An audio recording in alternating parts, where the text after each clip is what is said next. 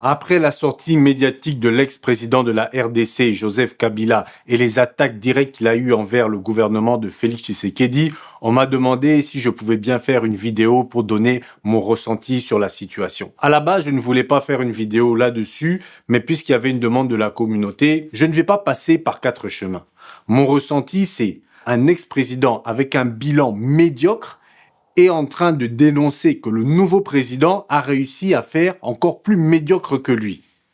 Et je ne sais pas qu'est-ce qu'il espère, c'est que les Congolais se disent « Ah, tu sais, vu que toi tu es moins médiocre que le nouveau président, ah, reviens, on a besoin de cette médiocrité pour pouvoir évoluer. » Donc j'ai l'impression qu'on prend encore le peuple congolais pour des idiots.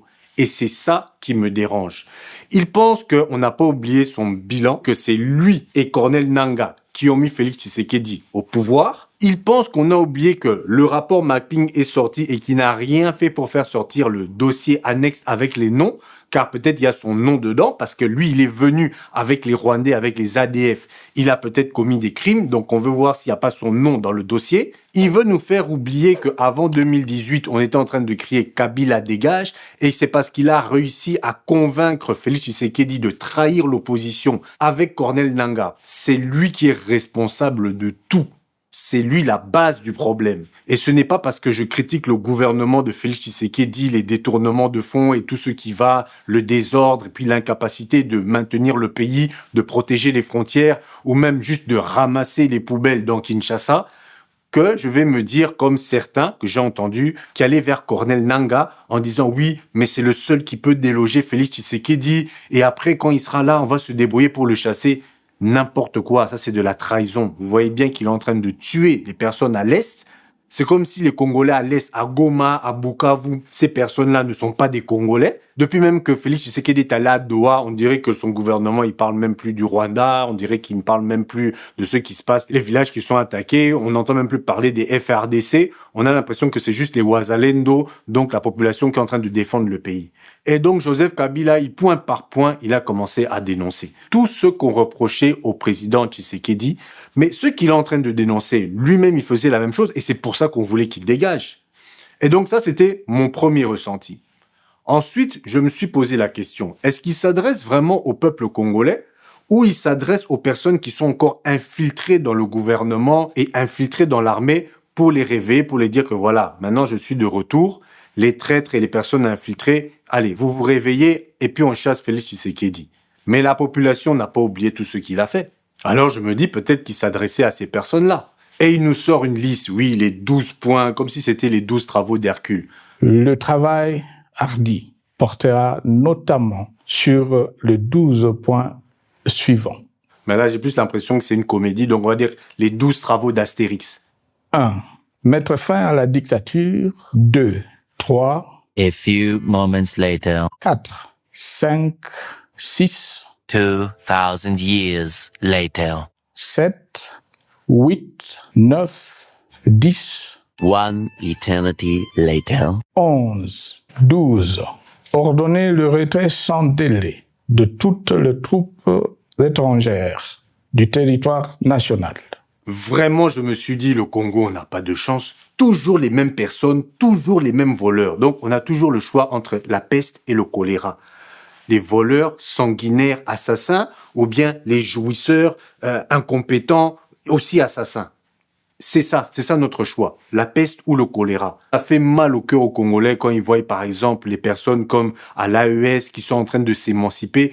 Ils ont la nostalgie, ils se rappellent le temps de Patrice Lumumba quand le peuple s'est réveillé, quand on avait des leaders vraiment qui étaient panafricains. Et ils voient que maintenant ça se passe en Afrique de l'Ouest. Et qu'en RDC, on doit se contenter de ce genre de personnes et que même notre opposition est faible. Parce que même si Félix Tshisekedi a trahi l'opposition en 2018, mais quand on voit ce que l'opposition a fait pendant toutes ces 7 années, on se demande, mais si on avait voté pour eux, qu'est-ce que eux aussi ils allaient faire? Et c'est ça aussi que la population se demande. Ils ne savent même plus où donner de la tête, en qui il faut faire confiance. Et il y en a même qui commencent à accepter leur sort. Ils disent, bon, c'est comme ça, parce que même si on vote pour tel ou on vote pour tel, de toute façon, c'est des voleurs, ils feront la même chose. La population commence à perdre l'espoir.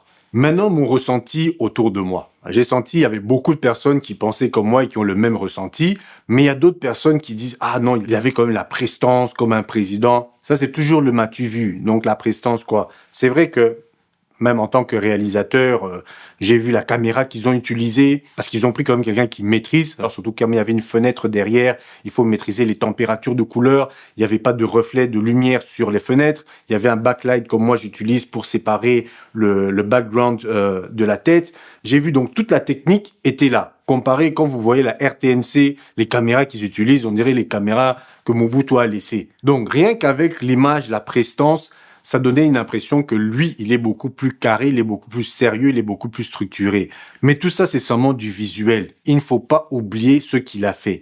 Si la population congolaise a laissé Félix Tshisekedi au pouvoir, c'est parce que pendant 18 ans, il a abruti la jeunesse, il a abruti la population. Parce que moi, je vous dis que si la population avait été éveillée, jamais ils auraient accepté que Félix Tshisekedi prenne le pouvoir, ou ne fût-ce que prennent le pouvoir, mais que des députés commencent à gagner des 21 000, que la garde rapprochée de la première ministre tue un roulage qui faisait juste son travail, les détournements de fonds, la francophonie coûte plus de 300 millions et personne ne manifeste rien. Tout ça, c'est dû à l'effondrement du système éducatif dont Kabila est responsable les 18 dernières années. Alors ce truc-là de dire, en tout cas, il a une posture de président, prestance, il fallait qu'il ait ça il y a 18 ans passés. Il fallait qu'il mette en place des politiques, qu'il fasse des routes, qu'il arrange l'enseignement, qu'il augmente le salaire des militaires, parce qu'il dit oui, lui en tant que militaire quoi? Lui, quand il a laissé les militaires, c'était aussi à des $100. Félix, il a repris cette histoire de $100. Même si on accusait Félix Tshisekedi de ne pas augmenter les militaires, mais c'est ce que Kabila avait laissé. Donc lui, en tant que militaire, il aimait bien voir ses militaires payer $100 et lui, il s'achète King Akati. D'ailleurs, je ne comprends pas pourquoi le président Félix Tshisekedi n'a pas déjà pris King Akati. Prenez King Akati et allez reloger toutes les personnes qui ont souffert des inondations là-bas à Ndjili ou je ne sais pas, du côté de Massina aussi, il y a beaucoup de gens qui vivent dans l'insalubrité. Prenez-les, mettez-les dans les belles maisons là-bas à Kingakati. Surtout vous, les gens du gouvernement de Félix Tshisekedi, faut pas aller reprendre les maisons à Kingakati, c'est pas pour vous, faut donner ça à la population. Construisez des logements sociaux là-bas, que la population aussi soit bien. Mais ne prenez pas ça pour vous. Donc, vous raflez Kingakati. Oui, on a levé l'immunité de Joseph Kabila. Ils sont là en train de traîner. Pourtant, pour des simples journalistes, on a vu à quel point ça allait vite et puis directement, ils mettaient, je donne 5 millions pour la tête de ce journaliste, je donne 4 millions pour tel ou tel. Pourquoi ça traînait autant pour le président Kabila? Cette histoire, ça annonce, c'est les problèmes. Kabila, tout ce qu'il a dit entre les lignes, c'est que vous m'avez attaqué, je viens pour contre-attaquer et ça n'a rien à voir avec le peuple congolais ou le bien-être du peuple congolais.